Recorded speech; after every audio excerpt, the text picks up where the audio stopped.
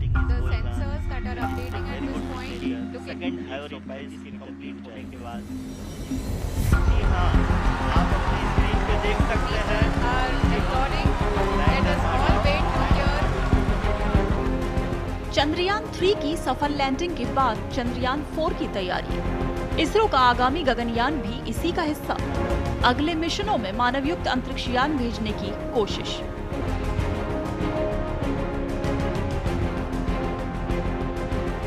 कल चंद्रयान 3 की सफल लैंडिंग के साथ ही आगे की प्रक्रिया शुरू हो गई।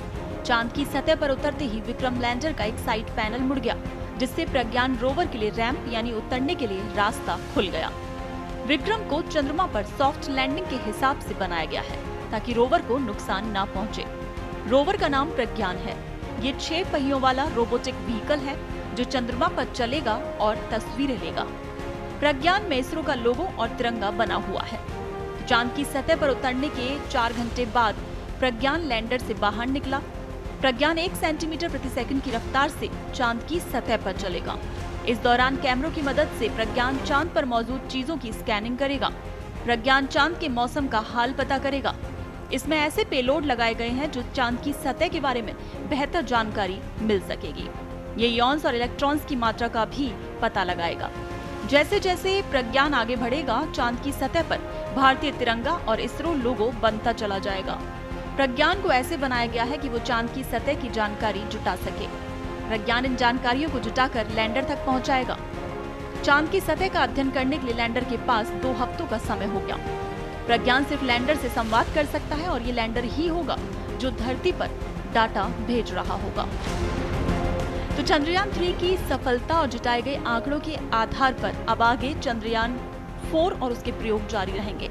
यदि ये सभी सफल रहे तो अगले मिशनों में मानवयुक्त अंतरिक्ष यान भेजने की कोशिश वैज्ञानिकों की होगी। इस दिशा में कुछ और प्रयोग पहले से ही चल रहे हैं। इसरो का आगामी गगनयान भी इसी का हिस्सा है। उल्लेखनीय है कि भारत के पहले अंतरिक्ष यात्री राकेश शर्मा रूस के सोयूज T11 अंतरिक्षयान से 3 अप्रैल 1984 को अंतरिक्ष में गए और करीब 8 दिन तक अंतरिक्ष में रहे। बहरहाल अब इसरो दूसरे देशों की मदद से नहीं, बल्कि पूरी तरह से स्वदेशी तकनीक से इंसानों को अंतरिक्ष में भेजने के लिए गगनयान प्रयोग करने की तैयारी में है। गगनयान प्रयोग में 3 अंतरिक्ष यात्रियों को पृथ्वी से 400 किलोमीटर की ऊंचाई तक ले जाने और 3 दिन तक उन्हें वहां रखकर वापस लाने की परिकल्पना की गई है। हालांकि चंद्रयान प्रयोगों में अब तक इस्तेमाल किए गए ऑर्बिटर, लैंडर और रोवर्स को पृथ्वी पर वापस नहीं लाया जाएगा। लेकिन अगर अंतरिक्ष यात्रियों को चंद्रमा पर भेजा जाता है तो उन्हें सुरक्षित रूप से पृथ्वी पर वापस लाने की चुनौती होगी। चंद्रमा पर उतरने के लिए मानवयुक्त लैंडर भेजना होता है और अगर लैंडर को धरती पर लौटना है तो चंद्रमा की कुछ ऊंचाई पर एक कमांड मॉड्यूल भी होना चाहिए। इस कमांड मॉड्यूल से लैंडर चंद्रमा पर उतरेगा और अंतरिक्ष यात्री वहां शोध करने के बाद उसी लैंडर मॉड्यूल में चंद्रमा की सतह पर कमांड मॉड्यूल पर लौट आएंगे। फिर कमांड मॉड्यूल को पृथ्वी पर वापस लाया जाता है और ये सभी प्रयोग 10 दिन के अंदर करने की चुनौती भी होती है और इसके लिए उन्नत तकनीक और विशाल रॉकेट की आवश्यकता होती है। चंद्रमा पर कोई वायुमंडल नहीं है। अंतरिक्ष में तापमान भी बहुत कम हो जाता है, यानी वहां भी रॉकेट को चलाने के लिए क्रायोजेनिक इंजन डिजाइन करना होगा।